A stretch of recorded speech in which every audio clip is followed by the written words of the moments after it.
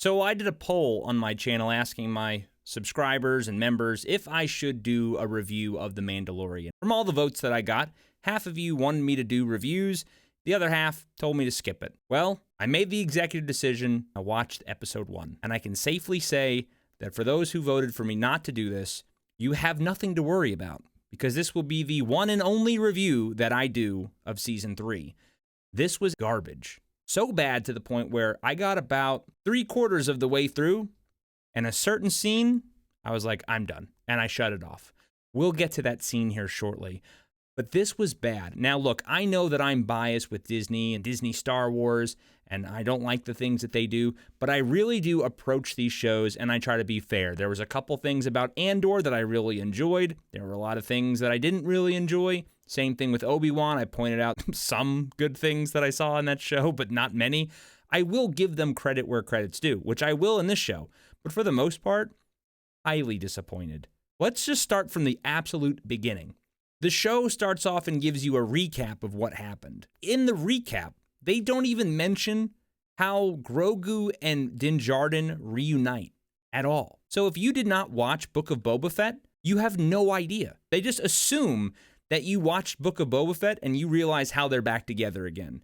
That makes zero sense and just shows you how stupid these people are. Because I can tell you right now, I know at least 3 or 4 people that love The Mandalorian, they love Grogu, they don't give two shits about Book of Boba Fett, and they haven't watched it. So now that they watch this, they're completely lost. On top of that, we have the geniuses who are going to save Star Wars. They are the next best thing. And they somehow slipped in here saying that Grogu trained with Luke for 2 years. Now, this was in an article and in an interview, but how is that possible? That's a whole different video. But let's move on to the episode here. We start off where we see the Mandalorians doing some type of ceremony to a child, probably about 12, maybe 13. Looks like he's taking his oath to becoming a Mandalorian. And he's promising he's never going to take off his helmet, which I don't understand how a 12-year-old would put on a helmet and never be able to take it back off.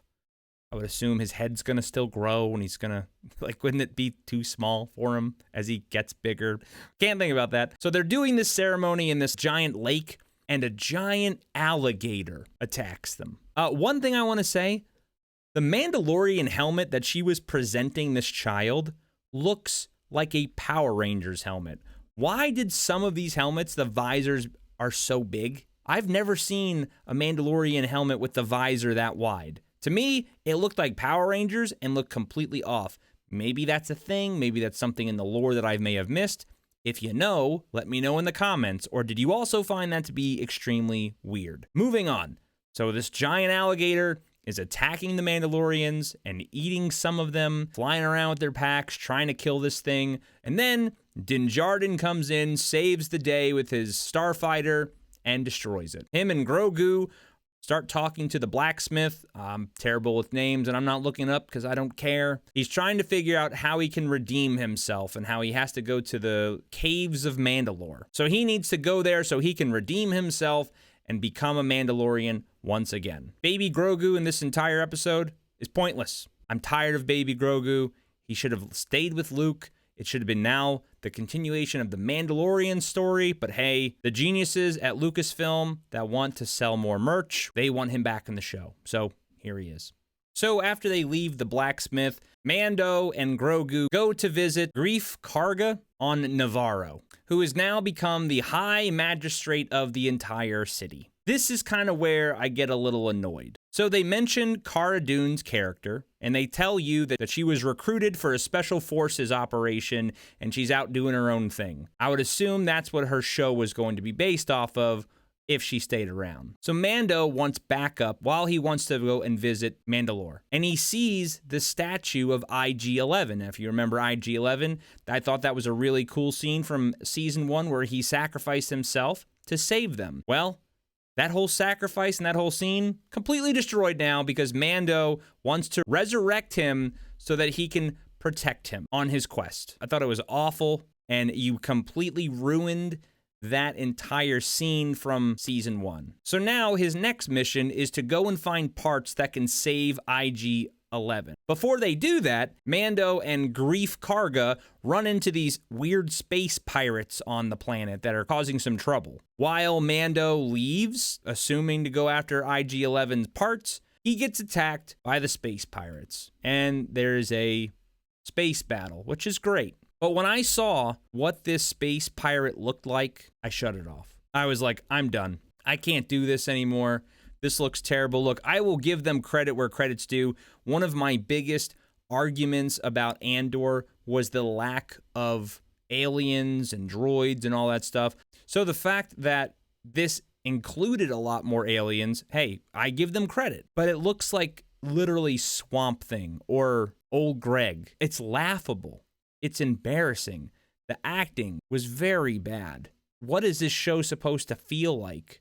1 minute you have from season 2 where Mando's cutting people in half with the darksaber, and then it's this goofy stuff. Those weird creatures from Rise of Skywalker show up because, of course, they have to tie this to the Disney trilogy somehow. But once I saw that green swamp thing looking pirate, I was like, I'm done. But it seems like they're just all over the place with this show. And I think the reason why they're all over the place with this show is because they had to take parts of this show and stick it into Book of Boba Fett because Book of Boba Fett was bombing so hard. This episode was very bad, and I have no interest watching this show anymore.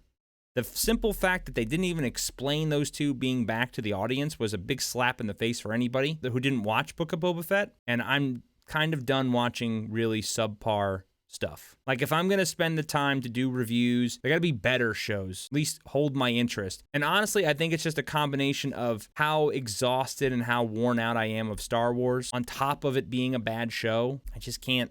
I have other things to do. Time is valuable, and I would rather make other news content or do other reviews of other TV shows, new and old, than cover something that I'm just kind of dreading to do. So I gave it a shot, but it's just not for me, and I don't want to just hate watch it to rip on it every single week. And I think a lot of people are just over Star Wars now. If you enjoy this, if you like Mandalorian, great. I want you to enjoy it. I want you to keep watching it. I hope you enjoy it. I hope it's the best Star Wars content out there and you get all the feels. And I really do. I'm not saying that disrespectfully or sarcastically. But for me, it's just not fun anymore, and I'm kind of burnt out of it all. So I think I'm going to step to the side for this one. I gave this one a shot, and yeah, I'm going to let other people watch it, and I'll watch their reviews. But let me know what you thought about this down below in the comments if you saw it. I always love to hear your thoughts. If you like this video, hit the like button. I would greatly appreciate it. If you haven't subscribed, consider doing that. I'd appreciate it as well. So, till next time, take care.